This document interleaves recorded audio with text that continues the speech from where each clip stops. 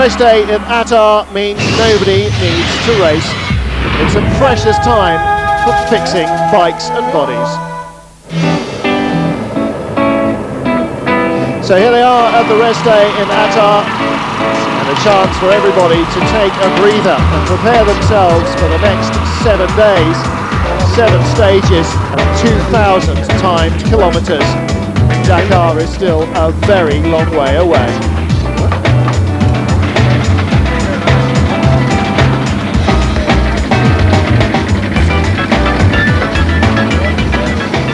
Les 2 jours suivants vont être Eric Bernard says the next 2 days are going to be very difficult for the riders, for the men, for the mechanics and for the bikes. The riders have a massage and a rest today, the mechanics work just as hard, but we're happy because there's not so much to do.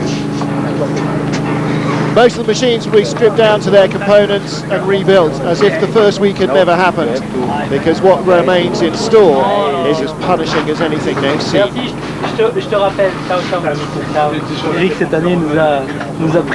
This year we've got a great tent from Eric Bernard. We can really rest well. I spoke to my family, spoke to my fitness trainer, telling them everything's fine, going really well.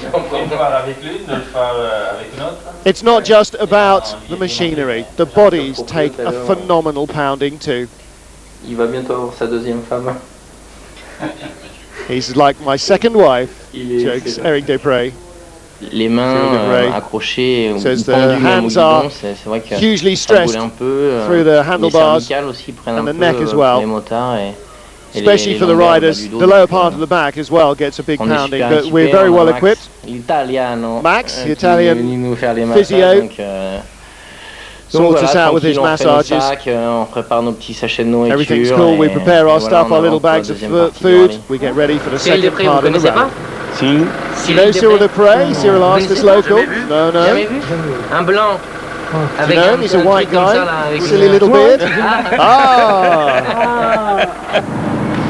Cyril has just had a shower in his house, a welcome bit of comfort.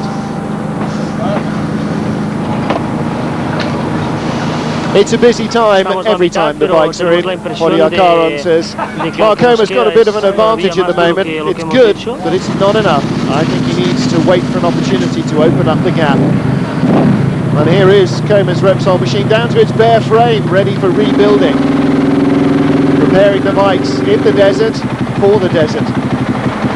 Marc Coma está primero, con una pequeña ventaja, pero no es una ventaja suficiente para estar tranquilo. Yo pienso que Comer's advantage tiene que esperar una won't keep him going, but he's got to wait for the right opportunity to try and open the gap.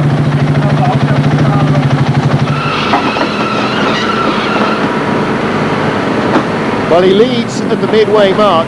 The man himself says the important thing will be to avoid mistakes and not to have technical problems. In Mauritania, mistakes really cost you dearly. I've got to focus on myself and just get on with it. The important thing, not to lose time.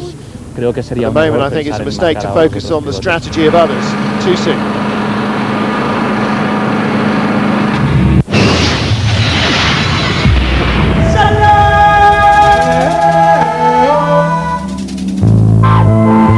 It all started in a foggy Portuguese hillside, and as had been expected, it was 2 Portuguese riders who wowed the phenomenal crowds on the first 2 days of the Dakar 2007.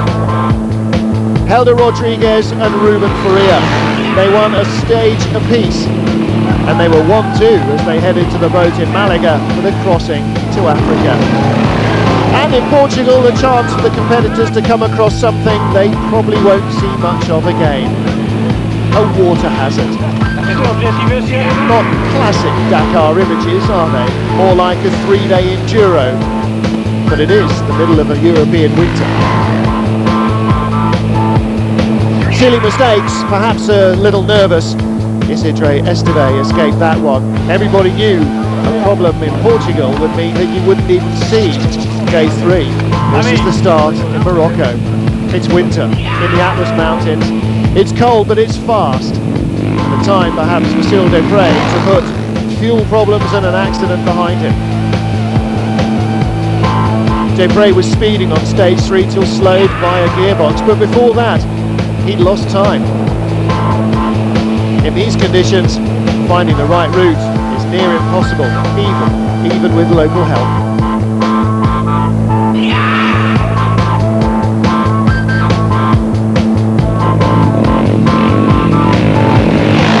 Much fancied Alain Duclos had a tough time at the beginning of the Moroccan stages. The rider from Mali crashed heavily, he was out. Tragically, we also lost 29-year-old South African Elmer Simmons. Into the dunes, Mark Comar, who'd kept his powder dry in Portugal, struck. There were problems of all kinds for Cyril Desprez. He said at the beginning, second again will be nothing. And second might at the moment seem like a bit of a dream. Esteve powers on through the dunes, and there's the leader. Coming into the rest day, he's losing lots of time, but not his overall advantage. Esteve's got the rhythm right. And then the final 100 kilometres or so, the dust is just too bad for the helicopters to fly. They have to cancel the last stage. Jordi Villadom's winner on day 6 crashes heavily on day 7. Broken arm, fractured hand, dislocated foot. It's a heavy crash, but he's okay. And it's Comar that leads. But the desert still has plenty of surprises in store.